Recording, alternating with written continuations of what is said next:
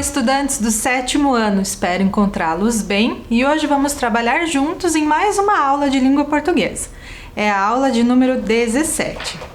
Eu sou a professora Pamela e vamos iniciar organizando o nosso material?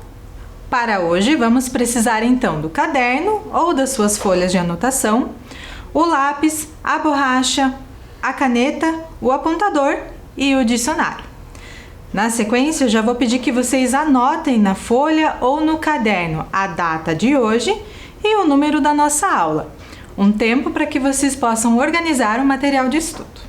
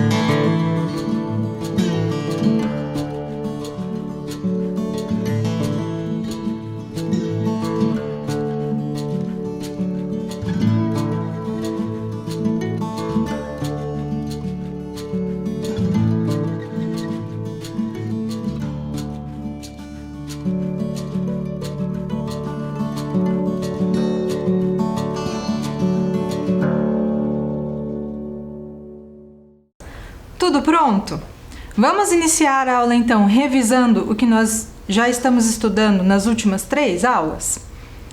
Recordando as aulas anteriores.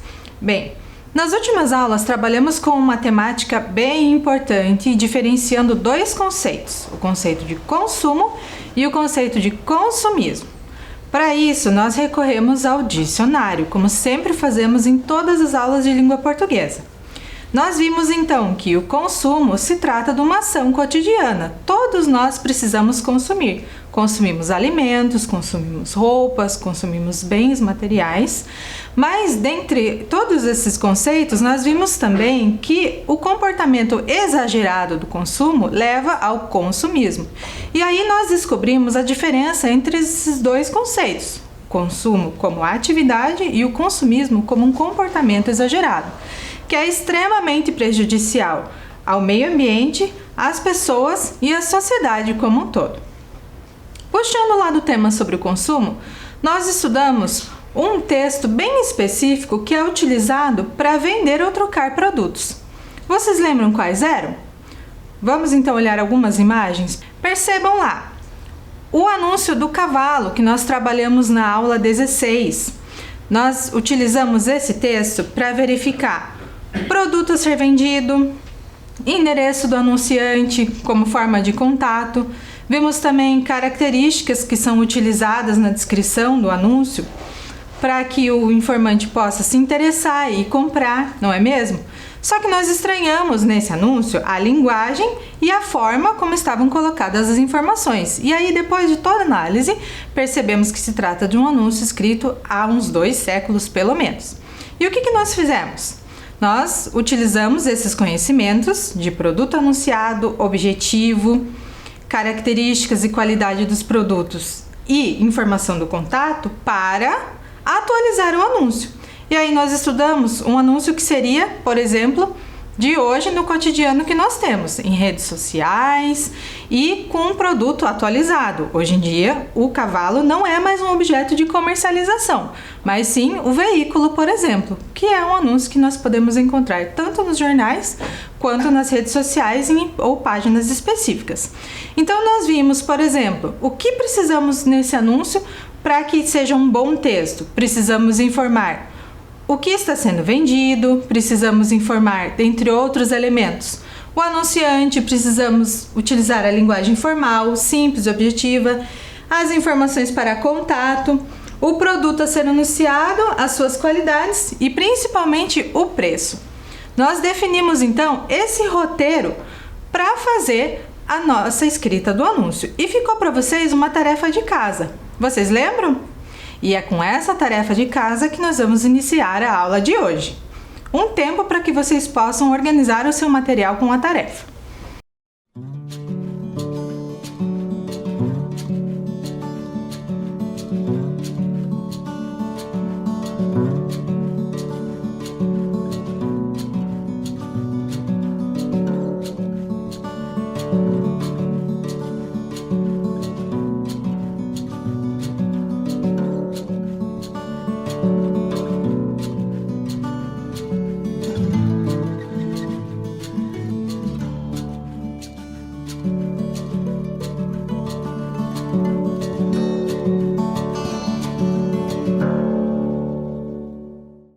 Recuperaram a tarefa feita?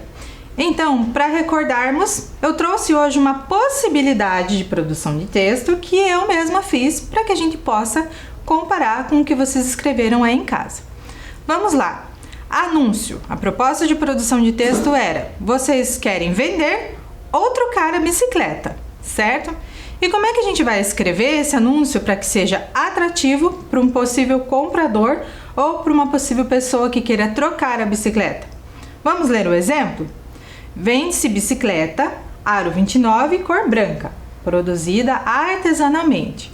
Única dona, 2 anos de uso. R$ 1.500.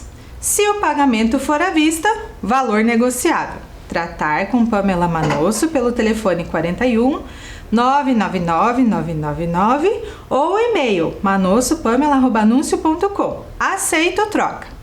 Bem, esse foi o exemplo que eu consegui produzir utilizando aquele nosso roteiro para a escrita do anúncio e também o produto que foi solicitado na proposta.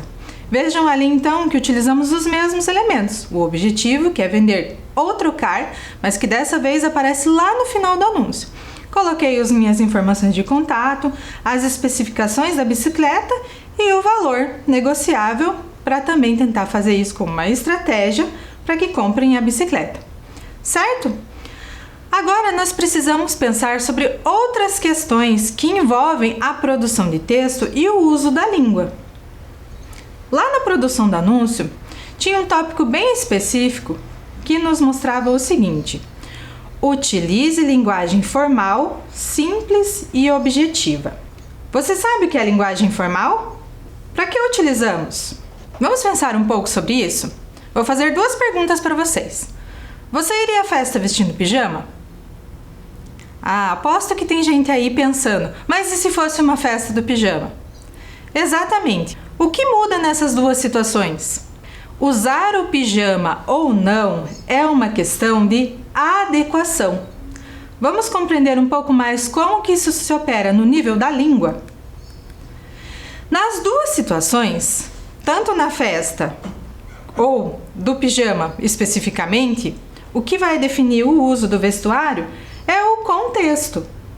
Especificamente, no caso da linguagem formal ou informal, o que definirá o uso de uma ou outra, então, é o contexto comunicativo. O que é um contexto comunicativo? São os espaços que nós frequentamos. A escola, a casa, a família, os amigos, uma reunião de trabalho, ou quando você vai ao médico ou pede uma informação na rua, todos esses espaços em que utilizamos a língua são contextos comunicativos. A linguagem formal e informal, então, são, portanto, variações da língua, são modos de usar a língua. Isso significa que a linguagem pode variar, assim como o vestuário que utilizamos de exemplo, certo? Mas e se pode variar, surgiu agora um outro termo para que a gente possa compreender melhor. O que é variação? Bom, para entender um pouco mais sobre isso, precisamos fazer uma leitura. E a leitura que eu separei para vocês hoje, feita pelo professor Marcos Banho. O professor Marcos Banho é um linguista. O que é um linguista? Vamos pensar um pouco? Trouxe algumas imagens para que vocês possam entender um pouco melhor. O linguista é um cientista da língua. Tudo bem? Agora podemos ir para o nosso texto? Bom, o texto que eu separei hoje é um verbete de glossário. Nossa, professora, mas a aula tá ficando complicada, hein? Calma, são só palavras que fazem parte de um vocabulário novo e por isso a aula de língua portuguesa é tão importante para vocês, para justamente apresentar esse vocabulário e esses textos e acrescentar isso ao conhecimento de vocês. Vamos por partes. O que é um glossário? Percebam que a imagem que tem ali na tela para vocês trata-se do verbete de onde eu retirei o texto quando estava fazendo a pesquisa para fazer a aula para vocês. Então, o glossário é uma lista de palavras em ordem alfabética sobre palavras específicas de uma determinada obra ou conhecimento. Sabe aquela listinha no final do livro com as palavras que são utilizadas e que parecem ser mais complexas? Então, ali é um bom exemplo de glossário. Agora, outra coisa. Logo abaixo do glossário, nós temos a palavra SEALI. O que é SEALI? SEALI é como se fosse uma instituição, o lugar de onde o texto foi produzido e publicado. Trata-se de, além do site, o Centro de Alfabetização, Leitura e Escrita lá da Universidade Federal de Minas Gerais. Bom, agora tem uma terceira coisa. Falei que era um verbete, não é mesmo? Verbete nós já trabalhamos nas aulas passadas. É aquele conceito que aparece tanto no dicionário e agora também aparece no que nós vamos estudar como glossário. Acompanhe. O verbete que nós vamos estudar é variação linguística. E é o verbete do glossário que iremos ler, escrito pelo professor, autor Marcos Banho. Tudo bem? Vamos para a leitura? Variação linguística. O termo variação se aplica a uma característica das línguas humanas que faz parte de sua própria natureza, a heterogeneidade. A palavra língua nos dá uma ilusão de uniformidade, de homogeneidade, que não corresponde aos fatos. Quando nos referimos ao português, ao francês, ao chinês, ao árabe, usamos um rótulo único para designar uma multiplicidade de modos de falar decorrente da multiplicidade das sociedades e das culturas em que as línguas são faladas. Cada um desses modos de falar recebe o nome de variedade linguística. Por isso, muitos autores definem língua como um conjunto de variedades.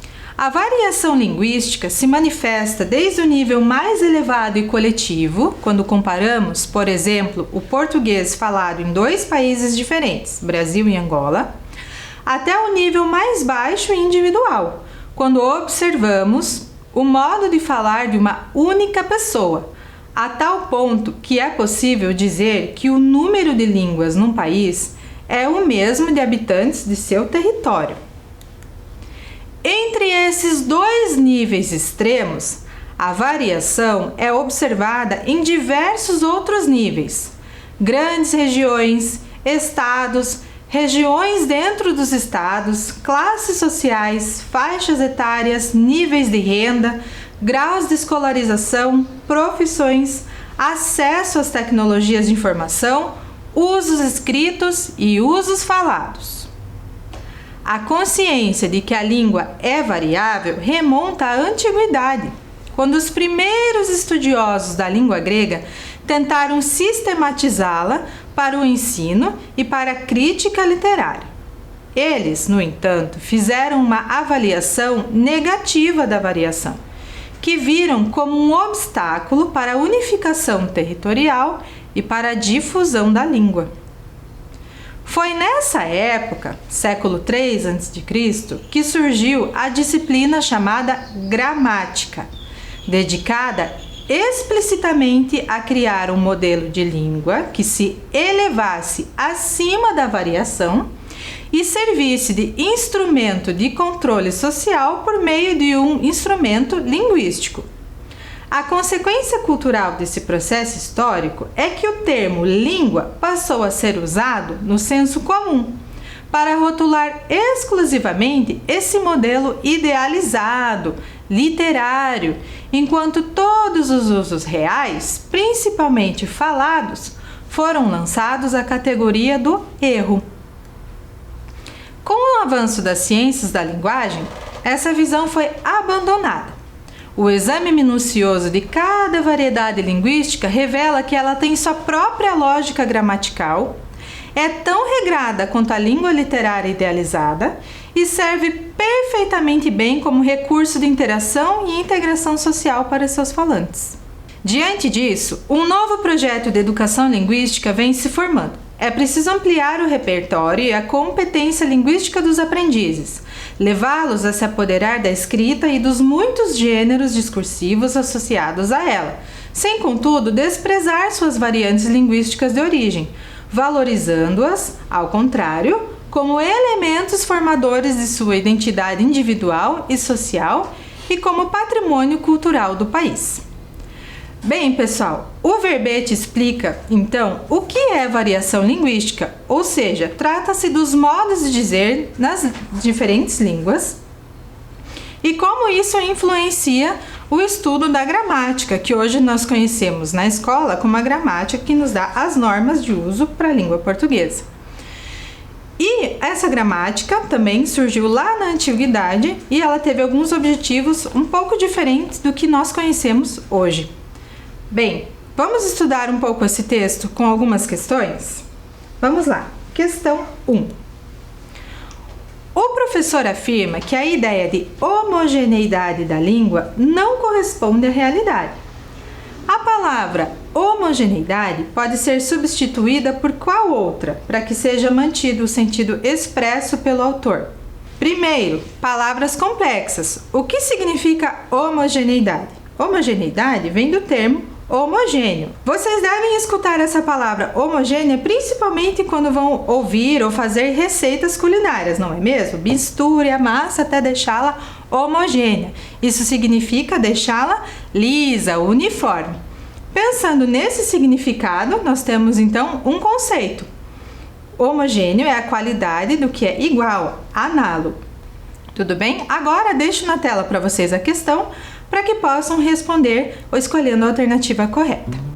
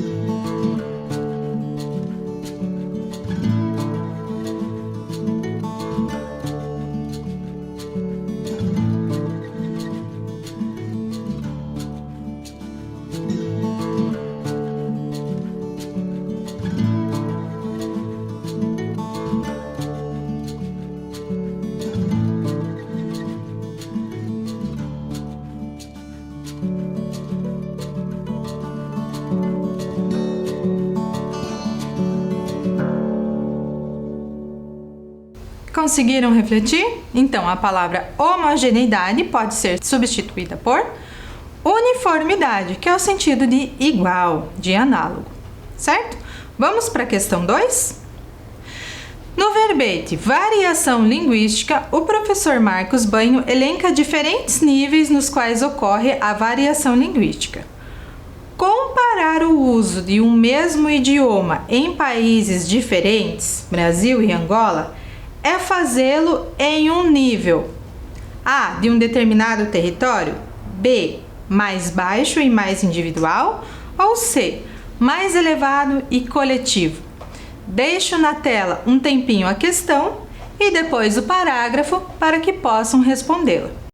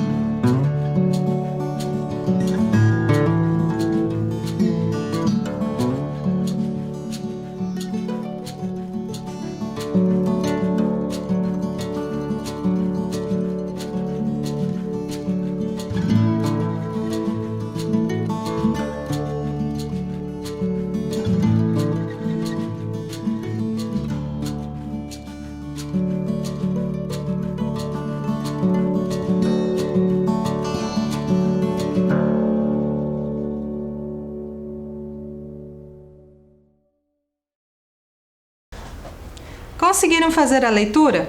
Vamos retomar a questão? Percebam que daqui por diante os parágrafos que vou colocar para vocês para auxiliar a responder as questões estarão sempre com algum destaque. É onde vocês encontrarão as dicas para responder. Vamos retomar a questão 2? Qual é a alternativa correta? É a alternativa C. Comparar o uso de um mesmo idioma em países diferentes, Brasil e Angola, é fazê-lo em um nível mais elevado e coletivo. O autor coloca isso no texto. Existe um nível maior, onde a língua é usada e considerada em larga escala, e um nível mais baixo individual, onde vamos observar o uso da língua por cada falante. Questão 3. Para os estudiosos da antiguidade, a variação linguística era vista como A. Uma forma de ensinar. B. Um obstáculo para a unificação territorial e difusão da língua. Ou C. Um modelo de língua a ser seguido. Bem, pessoal, só um comentário. Difusão da língua é a mesma que divulgação, o espalhamento. Um tempinho para que vocês possam responder a questão e, na sequência, também apresento um parágrafo para auxiliar.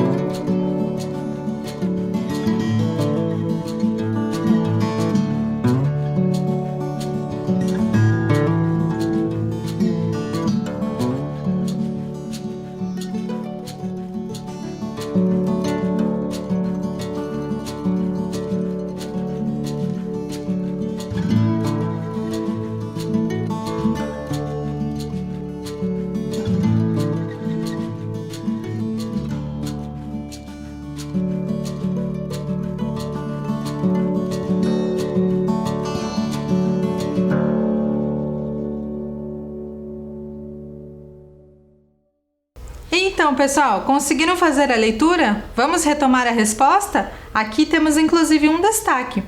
Para os estudiosos da antiguidade, a variação linguística era vista como a alternativa correta é a letra B, obstáculo para a unificação territorial e difusão da língua. Traduzindo, a variação linguística era vista como um obstáculo para a construção do Estado e a divulgação da língua. Vamos ver as outras questões para ver como podemos refletir ainda sobre o que acabamos de aprender? Questão 4. Qual foi o fator principal que contribuiu para o abandono da visão de que a variação linguística é prejudicial à língua? Deixo na tela a questão e um tempinho para que vocês possam ler o parágrafo e respondê-lo.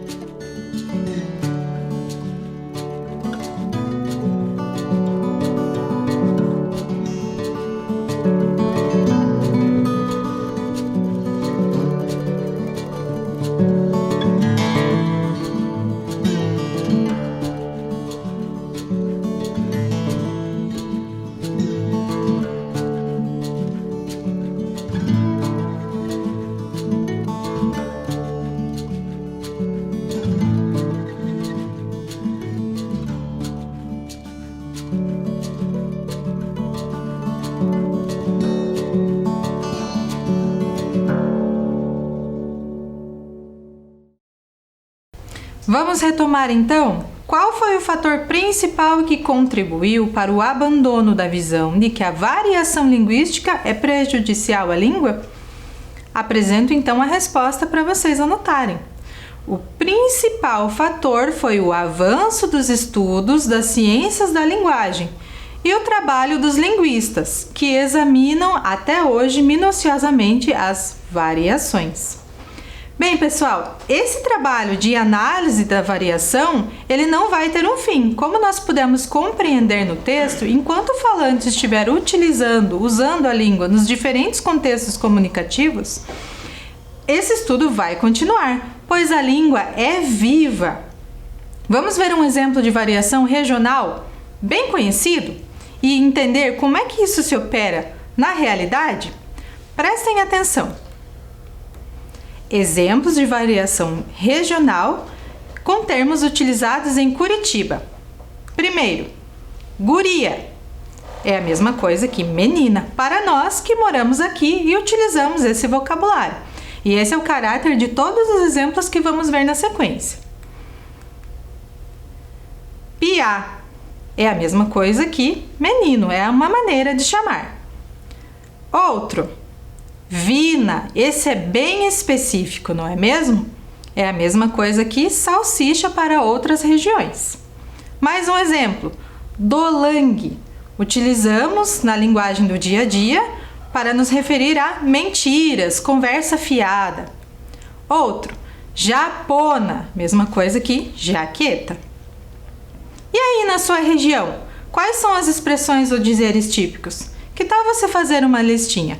Claro que poderia trazer aqui inúmeros outros exemplos, mas esses são os mais comuns. Se você tiver outros, pode anotar também no seu caderno. Agora, depois de tudo isso que nós conhecemos, vamos voltar à nossa problematização inicial sobre linguagem formal? Vamos descobrir agora finalmente o que significa usar linguagem formal no dia a dia, sabendo que é uma variação? Vamos lá? O que é então linguagem formal e informal? A linguagem informal, então, vai apresentar características e, na sequência, vou apresentar qual é o contexto comunicativo em que a utilizamos. Vamos ver então as características. A linguagem formal apresenta como características uma despreocupação com a norma padrão, a gramática tradicional, como nós estudamos no texto do professor Marcos Banho, a gramática que vai nos dar normas para um determinado contexto. Utiliza vocabulário simples, expressões populares, como, por exemplo, os ditados populares ou aquela forma que a sua avó ou as pessoas mais velhas costumam utilizar para dar conselhos. Terceiro, ocorre o uso de gíria, palavrões, onomatopeia e gestos. Lembram o que é onomatopeia? São palavras que imitam os sons. Outro, permite abreviações. Se, pra, tá, também, depois, tá ligado, entre outras formas de abreviatura que vocês com certeza utilizam no dia a dia, e eu também. Pode variar de acordo com a região, faixa etária, grau de escolaridade, entre outros exemplos. Características explicadas, então o contexto comunicativo diz respeito a que situações utilizamos a linguagem informal. Lembrem-se que são exemplos, tudo bem? Então vamos lá, contexto comunicativo, conversas do dia a dia, mensagens de celular, que com certeza vocês utilizam bastante, e redes sociais. Observem como vocês não estão preocupados em escrever certo e usar um vocabulário específico quando precisamos comunicar algo rápido e para alguém próximo. Deixo na tela então essas informações para que vocês possam anotar aí no caderno.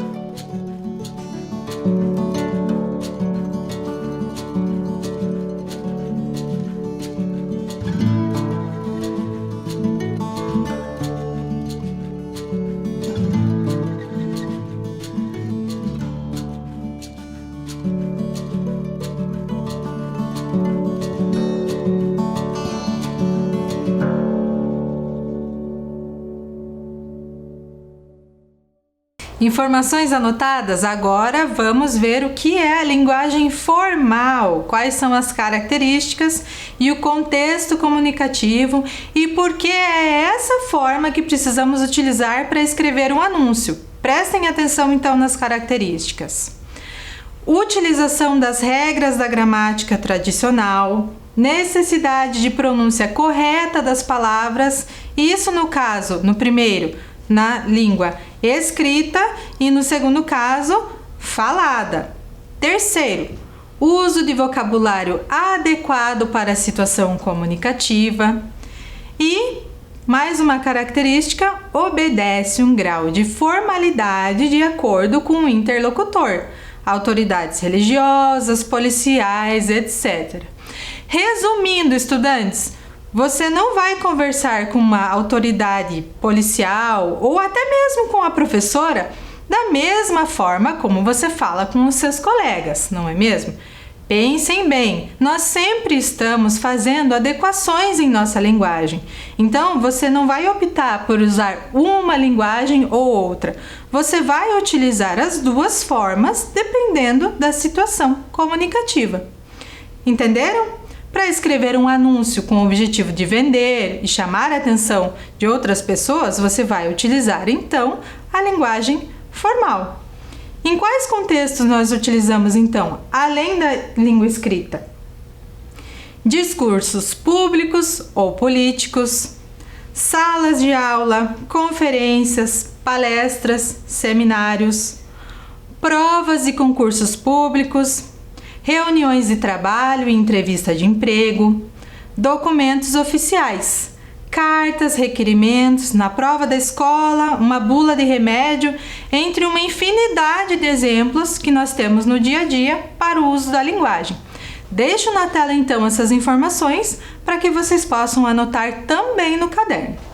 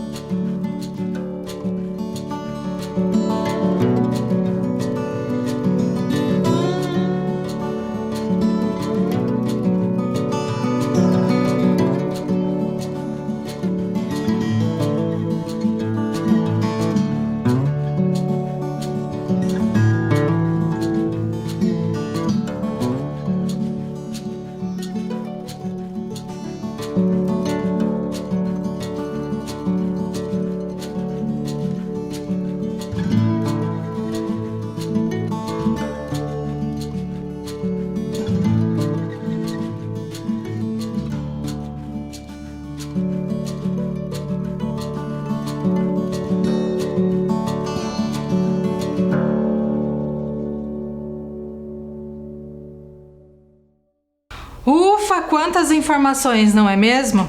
E tem mais atividades agora. Calma, que não é um monte de texto. Agora nós vamos trabalhar com imagens. Vamos lá? Observe as imagens e indique qual linguagem é a mais adequada para cada situação. Linguagem formal, LF, vocês vão utilizar a abreviatura, ou linguagem informal, LI.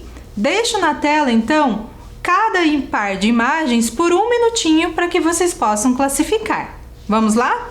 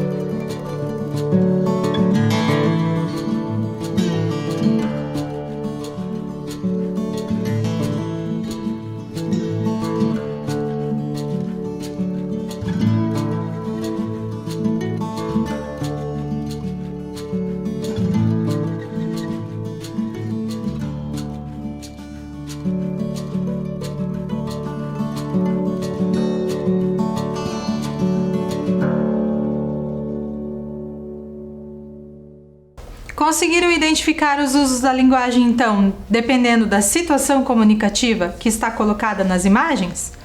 Vamos conferir? Então percebam, no primeiro exemplo, que texto é aquele? Trata-se de um bilhete de uma mãe para um filho. Filho, favor enxugar a louça, beijos mãe. Então, esse é um uso de linguagem informal. Segundo exemplo, o que nós temos ali? Um aparelho celular, um smartphone com uma conversa que parece ser entre dois amigos. Piá, amanhã tem prova. Nem lembrei. Bora estudar. Falou. Que forma de dizer é essa? É de linguagem informal. Próximos exemplos. Nós temos ali na primeira imagem uma reunião de trabalho. Numa reunião de trabalho, considerando esse contexto comunicativo, nós utilizamos a linguagem formal. E na outra imagem, todo mundo num parque, um ambiente descontraído que parece ser uma roda de amigos, nós fazemos uso então da linguagem informal. E nos últimos exemplos, ali na primeira imagem parece ter uma entrevista, uma pesquisa, não é mesmo? Para essa situação, nós utilizamos a linguagem formal. E o último exemplo, que é bem conhecido de todos nós. Nós temos ali o cabeçalho de uma prova, data, avaliação de língua portuguesa. Trata-se de um documento, então utilizamos a linguagem formal. Perceberam que podemos utilizar diversas formas da linguagem em diversos momentos do dia? Esse é o principal aprendizado da aula de hoje. Vamos fazer um resumo de tudo? Linguagem formal e linguagem informal. São variações linguísticas, são utilizadas pelo mesmo falante e o uso depende do contexto comunicativo. É necessário conhecer a linguagem formal para redigir diferentes textos com diferentes objetivos.